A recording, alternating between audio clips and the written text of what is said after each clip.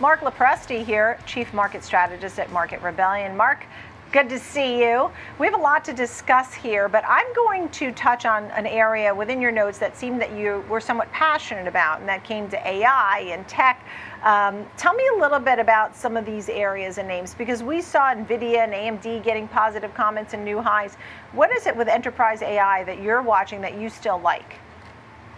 Well, first off, Nicole, great to see you. Sorry, not in person. Weather in the Northeast and the New York, New Jersey area making that very difficult. It's always great to be on with you, and I'll be back in person the next time that I'm invited. But yeah, listen, we are excited about the future for AI, but pretty specifically in certain parts of AI, not just in search, not just in all the chatter around just ChatGPT going to take away jobs.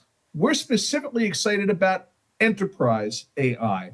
Applications and equipment that make businesses, or enable businesses, I should say, to make better and faster decisions. There are sectors like healthcare that we think are going to be significant beneficiaries of the continued development of AI. And yeah, of course, it's Nvidia, it's AMD, it's the chip makers, it's the so-called fab shops, the fabrication shops. A lot of people don't realize the chip makers don't do all of their own fabrication of the chips.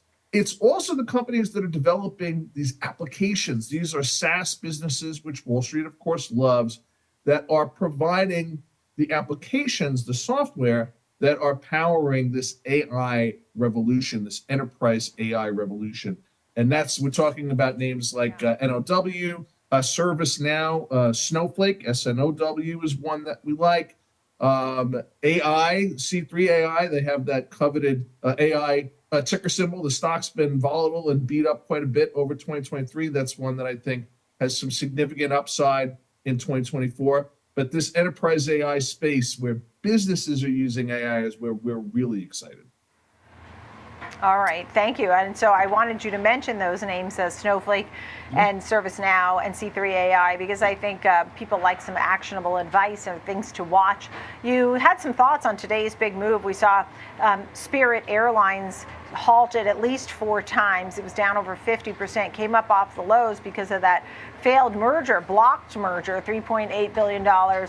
Blocked by the DOJ. I mean, a win for the DOJ. JetBlue moved higher. What were your thoughts on this?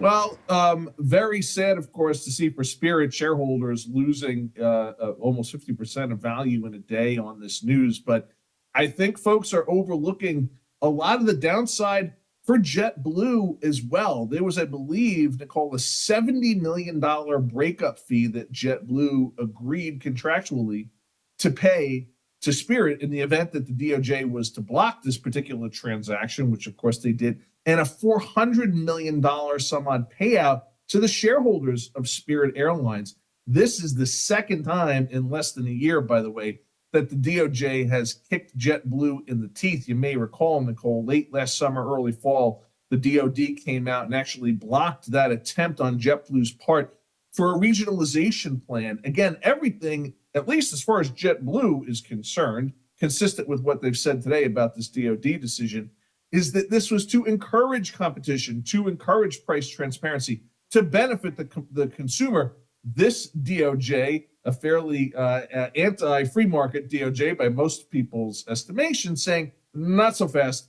We actually think this merger will have the opposite effect: reduce competition, reduce transparency, drive fares higher, right, for consumers. And unfortunately, this is going to cost both companies very significantly. So we're almost out of time. I did want to ask you about the bank earnings thus far and how you felt about those. But at the same time, we're kicking off a new season, right, a new year, and just your big picture on the market. Yeah, well, listen, I think the bank earnings are as much about getting some really essential clues to the health and continued remarkable resiliency of the American consumer, Nicole. And that is, of course, against the backdrop of what is this Fed going to do? Are we going to see the first cut at the end of the first quarter, as the futures tended to indicate the third week of December? Or does it now look like the end of the second quarter, as we've been saying the data is showing us for a long, long time now? The street's selling off these big bank names on the basis of beating earnings, right? Which is a bit of a surprise. Only under the estimation, most traders are saying that perhaps these things were already overbought in anticipation of these earnings beats. I think we're going to continue to see positive news as the rest of the banks. Of course, we have another 6 or so reporting between now and the end of the week as we kick off this earnings season erstwhilely this week. But I think we're going to continue to see the street actually sell off some of these names. Notwithstanding, I think we're going to see some pretty good numbers and pretty good reports on Q4 earnings for the banking sector. And we've gotten in a lot of stuff today. I mean, we had that Empire manufacturing number. We saw rates higher. We saw the dollar. I think the one that really took me back was the confirmation that these EV cars really aren't charging in the cold. It's really problematic. Any thoughts on EVs? Yeah, listen, I mean, I think the really big EV news, and yeah, it is cold up here in the Northeast, is Hertz taking 22,000, I think was the number, EVs out of their program, essentially saying, hey, look, this EV experiment from the perspective of one of the country's largest rental car operators just isn't working. And it's causing a lot of folks that are invested and follow the space to question whether or not we got a little ahead of ourselves in anticipating consumer demand for EVs, and whether it's the lack of sufficient charging infrastructure or problems with warranties or expenses of fixing EVs. I've had a lot of complaints with that around Teslas, and I'm a Tesla bull, as you know, Nicole, so I'm hesitant to trash talk that name. But it is seeming like a fairly logical conclusion that we need to rethink what the true EV demand picture here is in the U.S. that does not bode well for EV stocks in this first quarter. Yeah, it shows that nobody was renting them, not enough for them to keep them. And when they're getting rid of that 20,000, I mean, basically, it shows EVs were not hot at Hertz, and that's for sure. Marc LoPresti, it's great to see you at Market Rebellion.